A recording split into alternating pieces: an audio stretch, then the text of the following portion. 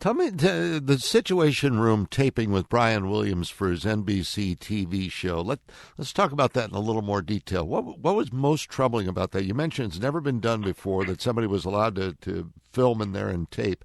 But were there any hints that could be revealed that could be damaging to any part of our intelligence operation in that? Where exactly is the problem in showing that on the television? Well, it's a classified facility. It's a SCIF, which means you had all of these folks with electronic gear coming into a SCIF where you're not supposed to have electronic gear, number one.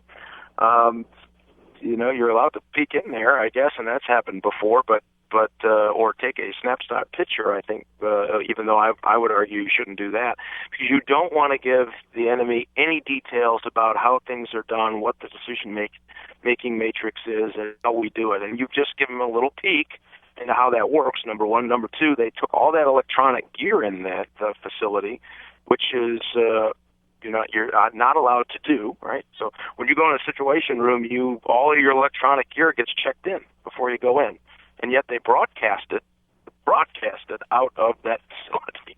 So that made me scratch my head.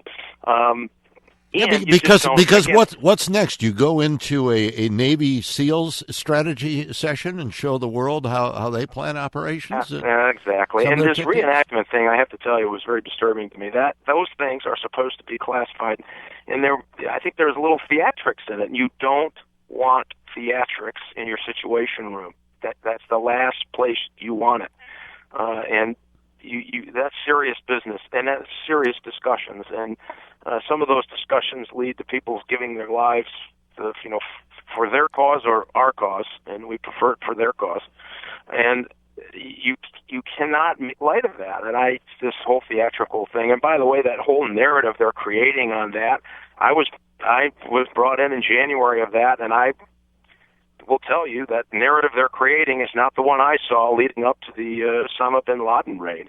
And so all of this, that's what it's just really frustrating to me that we would, I don't know, it's not a reality TV show. This is real life, and these are real consequences. And our national security means American citizens are better protected or worse protected, and I argue the path that all of these leaks are on and all this exposure and all this reenactment and all of that does not put us on good footing, and it does destroy relationships with our liaison services overseas, our security services, who are starting to believe that they cannot trust the United States to keep a secret. That is dangerous. Well, there's an immaturity to all of this activity that we're seeing on one level, but on another, does it rise to the threshold of criminal behavior, especially where the leaks of some of this underwear bomber information is concerned? Absolutely. The leaks that are happening now is a crime. I have talked to the FBI, and we're encouraging them to conduct a criminal investigation. My committee, we're working in a bipartisan way to start a preliminary review of this leak information that may lead to a full investigation on the committee. Because again, it's that serious. You cannot be that cavalier with information that may lead to the deaths of Americans or our allies or people working for the United States, and that's it's just a troubling time. It is a troubling time to see how they've handled all of this in just the last month or so, and you got to believe it's because the funny season here. I mean, you at least have to ask the question: is this all being done this particular way? To try to influence the American public for a certain purpose, say in November. Well, let's face it. It's another issue that takes discussion away from an 8.1% unemployment rate in an economy that has lost 2 million jobs in the last 2 years. The only thing keeping the unemployment rate in single digits, and a lack of growth. That's what it does. It takes the conversation away from that and obscures the number one issue in the campaign.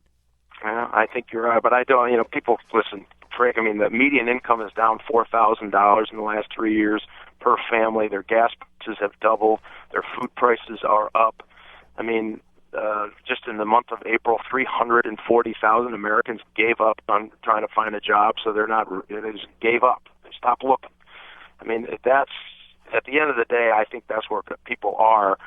I do find it troubling and concerning that they would, and I'm not, I don't know yet. We're going to have a preliminary review. It could be a whole bunch of coincidences on leaks and people being irresponsible with classified information, and we'll have to deal with it in that way. But it's sure doesn't smell right. Well, indeed, and as you said, there's potential criminal behavior here, and I would hope that if there's a true investigation of this, that it will be done swiftly, and we find out about it before the election. Because if this is being done and jeopardizing our national security, quite frankly, and jeopardizing lives, the American voters ought to know about that before November and not afterwards. Yeah, well, our investigation will be a facts-based event. My preliminary review, I should say. We haven't done a full-blown investigation. We're encouraging the FBI because there is a criminal act that has happened with the leaks that are going to the media today, and it is insatiable, the amount of reporters hovering around to get the minute details of certain things that are just classified and need to remain classified, I argue.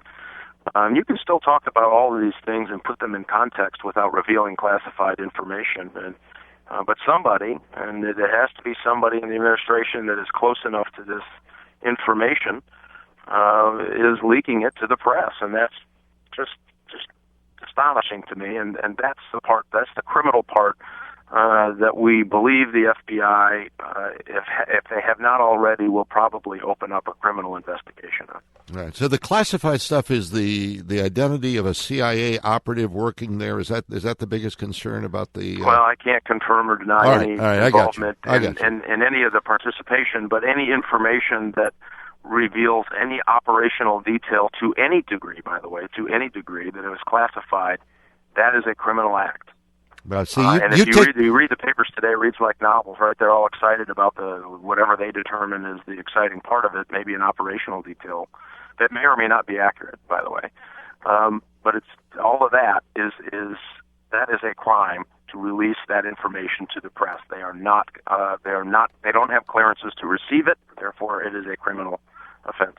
I'm glad that you take it so seriously and that we've got some adults in charge. That's what we'd expect from you, and I appreciate that as chair of the Intelligence Committee. Dr. Rogers, good to have you on the show. Thank you, almost Dr. Frank. Yeah, well, next time we talk, we'll be mutual doctors, I hope. That'll be great. One of my favorite MASH episodes, I don't know if you ever saw this, was when they got the two different camps came together to have a meeting on, I forget what they were doing, and it was all these majors, doctors, and colonels and nurses, and they went around to introduce each other. And it was about 5 minutes of doctor, major, colonel, nurse, doctor, major, doctor, major, doctor, colonel. I don't know if you remember that episode.